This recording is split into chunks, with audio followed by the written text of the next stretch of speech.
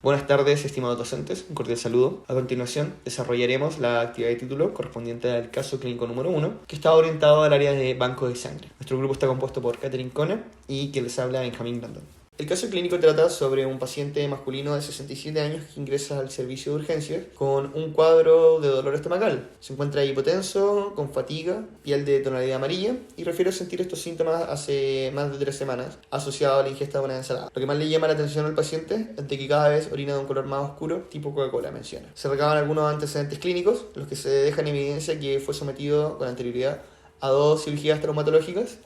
Padece dolor crónico en manos hace más de 10 años y no ha tenido tratamiento.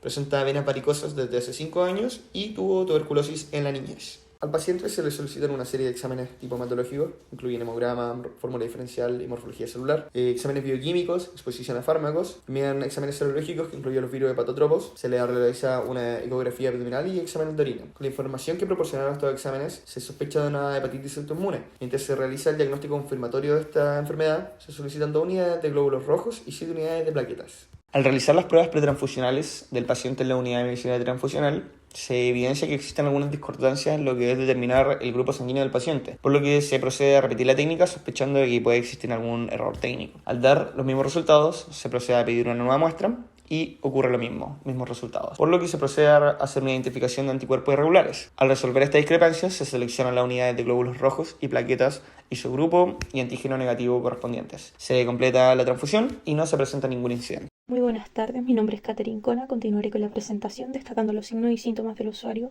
a la hora de acudir a la urgencia. Refiere un dolor estomacal aproximadamente hace 3 semanas. Tiene hipotensión, fatiga, ictericia, tanto de piel como mucosas, una orina con coloración oscura.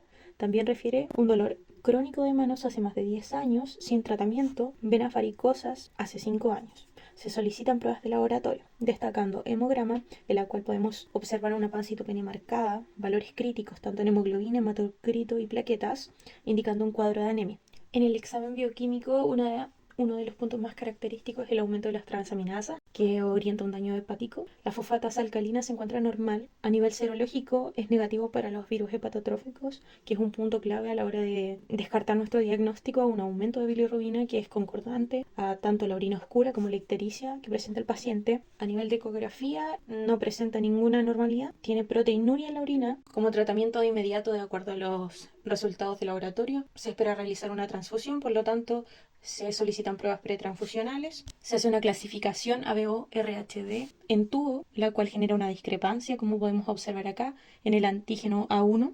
El procedimiento se vuelve a repetir ante la falla humana y vuelve a dar lo mismo. Por lo tanto, se va a realizar una detección de anticuerpos irregulares por medio del panel 1 y panel 2. Y como podemos apreciar en esta diapositiva, nos dio positivo a ambos, lo que nos indica la presencia de un anticuerpo irregular presente en el plasma. Por medio de la master lead, nosotros podemos evidenciar qué subgrupo es.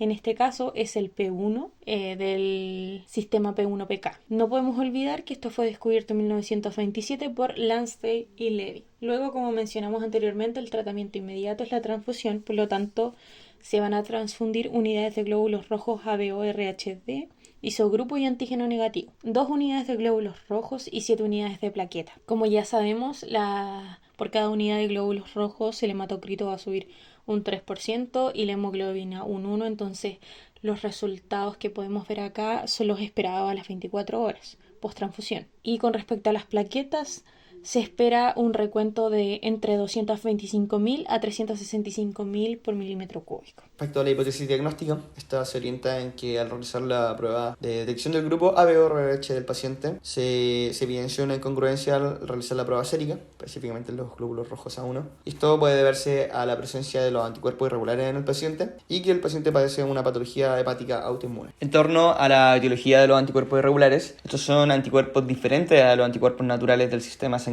ABO. Estos surgen como consecuencia de la exposición a antígenos eritrocitarios extraños, mediante transfusiones, trasplantes, también en la incompatibilidad materno-fetal en el caso de mujeres embarazadas, o incluso sin un estímulo identificable. En algunos casos, su presencia está asociada a la exposición a antígenos ambientales, también antígenos bacterianos o virales de características bioquímicas similares a los antígenos eritrocitarios. Respecto al grupo sanguíneo P y los anticuerpos anti-P1, el grupo sanguíneo fue descubierto por Landsteiner y Levine en el año 1927. El antígeno más común para este grupo es el P1, con aproximadamente el 80% de la población positivo para este. Respecto al anticuerpo anti-P1, es un anticuerpo que puede aparecer sin un estímulo de transfusiones previas, al igual que los anticuerpos naturales del sistema ABO. Este anticuerpo es más común en zonas donde la infestación de fasciola hepática es endémica, por ejemplo en Tailandia y el sudoeste de Asia. Esto porque el nematode hace la secreción del antígeno P soluble, generando la respuesta inmunológica. Esto ocurre igualmente con las infecciones por Echinococcus, que corresponde a la enfermedad idiática. El anticuerpo anti-P1 puede aparecer después de infecciones por sífilis, micoplasma, mononucleosis,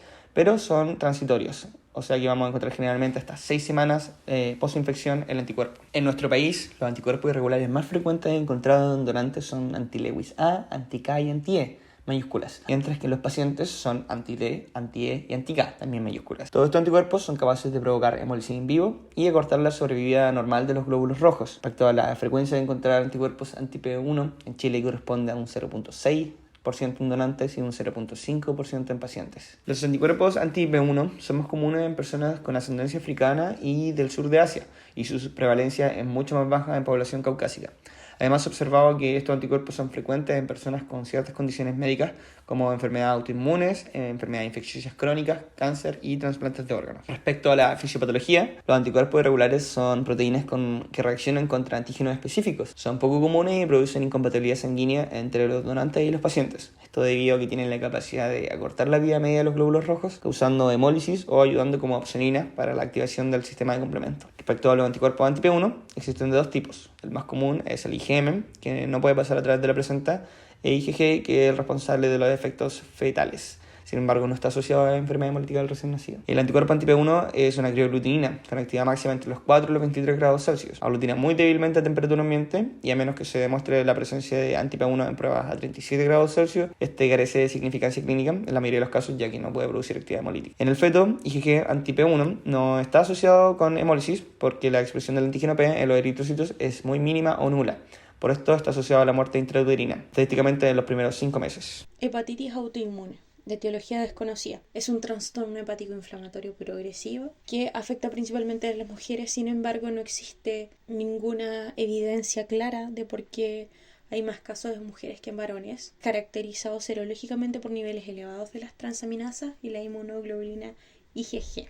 No posee un marcador específico para su diagnóstico, por lo tanto se basa en una exclusión cuidadosa de otras patologías. Existen dos tipos de hepatitis autoinmune, tipo 1 y tipo 2.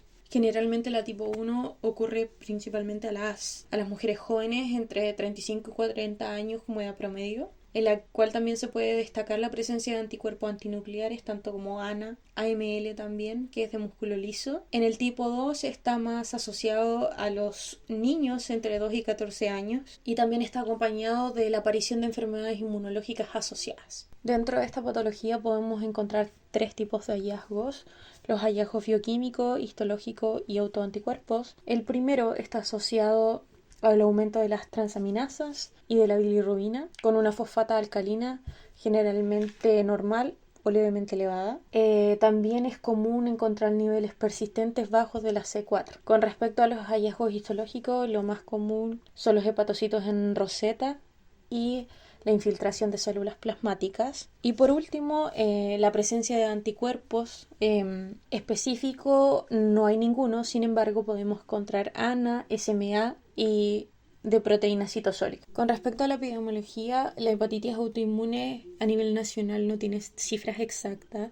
Sin embargo, está dentro de las enfermedades raras que pueden generar la muerte. Dentro del 2008 y 2012 hubieron 10.718 muertes por enfermedades raras, donde una de las principales causas fue la hepatitis autoinmune. Y a nivel internacional, el impacto es variable, va a oscilar entre 0.7 a 2 casos por cada 100.000 habitantes, y el promedio del 10% de los casos tienen síntomas pero carecen de serología autoinmune.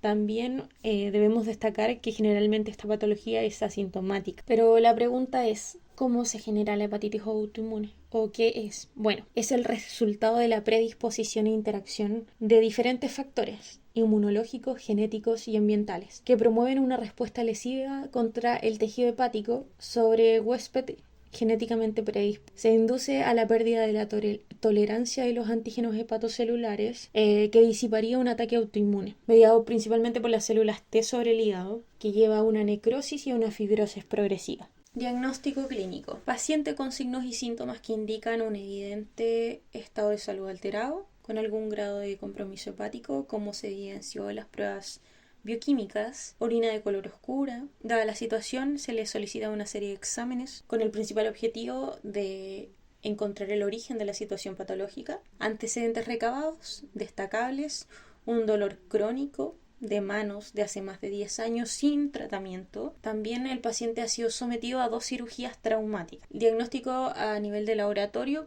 hemograma, nos indica una marcada pancitopenia, un cuadro de anemia normocítica normocrómica. En la fórmula diferencial podemos observar una neutropenia, por consecuencia un aumento de linfocitos. En los exámenes bioquímicos encontramos los parámetros hepáticos alterados, especialmente las transaminasas. En la serología encontramos virus hepatotrofos negativos, lo que es un punto muy importante a la hora de descartar patologías. La ecografía abdominal se encuentra normal.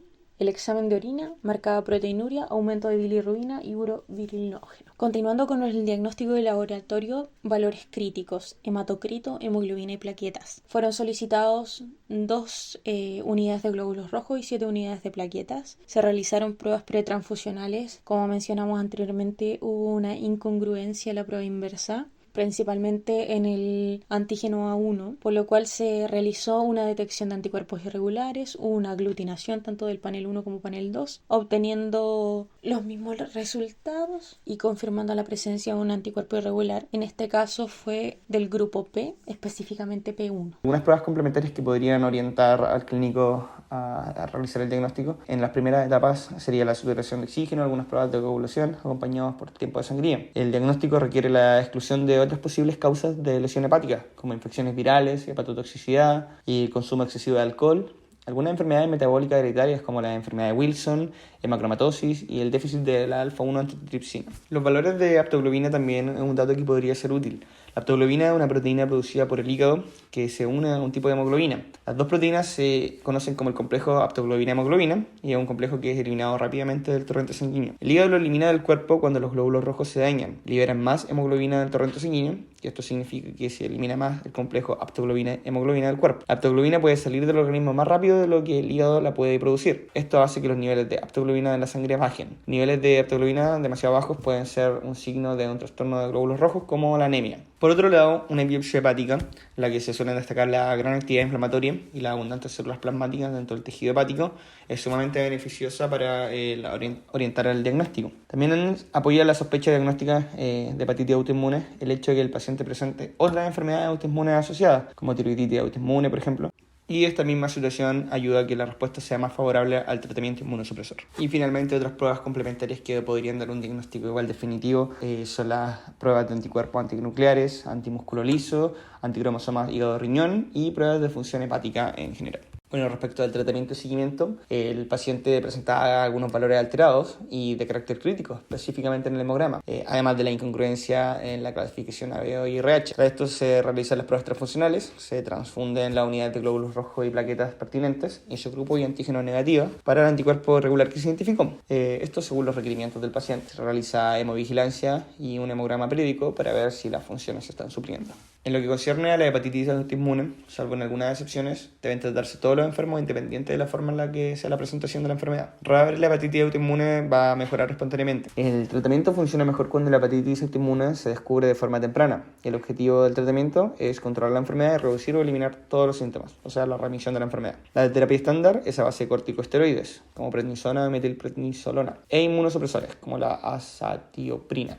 Esta es la que tiene más eficacia en más de un 80%. Los corticosteroides tienen efectos secundarios, como la disminución de la masa ósea, produciendo osteoporosis en algunas personas, diabetes, hipertensión arterial, entre otros. Y la azatioprina puede también tener efectos secundarios como producir depresión de la médula ósea, por lo que es indispensable hacer periódicamente análisis de sangre, teniendo en cuenta los niveles de glóbulos rojos, plaquetas, glóbulos blancos. Todo esto mientras dura el tratamiento. Aproximadamente el 30% de los pacientes no responden al tratamiento o presentan efectos secundarios graves con el mismo, por lo que deben ser tratados con otros fármacos inmunosupresores. Los pacientes con cirrosis hepática avanzada, con complicaciones de la hipertensión portal, o pacientes cuyo debut de la enfermedad se presenta como una hepatitis fulminante, son candidatos a un trasplante hepático. Esto está indicado en aquellos pacientes en los que fracasa el tratamiento médico o el tratamiento se instaura demasiado tarde para poder ser efectivo. La respuesta al tratamiento se valora fundamentalmente por la normalización de las transaminasas, gamma-globulinas y los valores de IgG. Si se intenta suspender el tratamiento, se suele repetir la biopsia hepática y es necesario que exista ausencia de la actividad inflamatoria. Al realizar las pruebas pretransfusionales se evidenció una discordancia en la prueba sérica, por lo que se tomaron las medidas pertinentes y se identificó la presencia de anticuerpos irregulares anti-P1. La presencia de estos anticuerpos en las personas puede tener variadas causas, como transfusiones anteriores, trasplantes, algunas infecciones y la afección de enfermedades autoinmunes. La alteración de las funciones hepáticas, los signos, los síntomas del paciente en conjunto con los datos clínicos recabados, como el dolor crónico de manos hace años, orientan al clínico a sospechar de una enfermedad autoinmune, además de que las pruebas para el virus de hepatotropos dieron resultados negativos, lo que hace sospechar de una hepatitis autoinmune. Y la forma en la que evoluciona la enfermedad y la respuesta al tratamiento generalmente depende de qué tan pronto se descubre, por lo que se utiliza una terapia inmunosupresora, teniendo en consideración cómo son los efectos secundarios y cómo estos van afectando al paciente.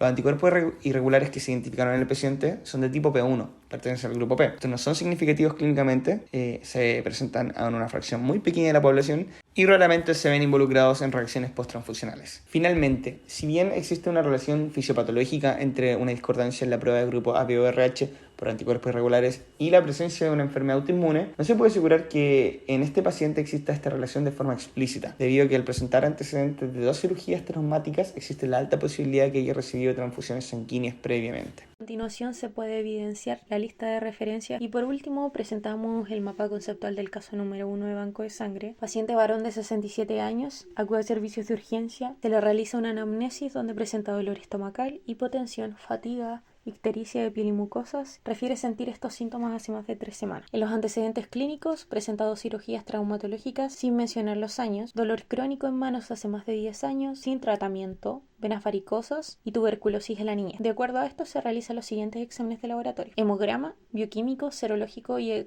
ecografía abdominal. En el hemograma podemos evidenciar valores críticos, tanto de hemoglobina, hematocrito y plaquetas, una marca pancitopenia y un cuadro de anemia. Se solicitan a la unidad de medicina transfusional 2 unidades de glóbulos rojos y 7 unidades de plaquetas. Para ello se requiere la prueba pretransfusional, que sería la clasificación ABO-RHD, en la cual va a existir una discrepancia, ya que se aglutina el antígeno A1. En este punto es importante considerar el posible diagnóstico del paciente. Se sospecha de hepatitis autoinmune. Y como sabemos, esta discrepancia de clasificación se puede deber a algún cuadro autoinmune o a la presencia de anticuerpos irregulares. Por lo tanto, se hizo la prueba de anticuerpos irregulares dando positivo en el panel 1 y panel 2. Gracias a la Masterlead se pudo evidenciar la presencia del anticuerpo anti-P1. Por lo tanto, al paciente se le realiza la transfusión con ABO, RHD isogrupo y antígeno negativo para su estabilidad de inmediata.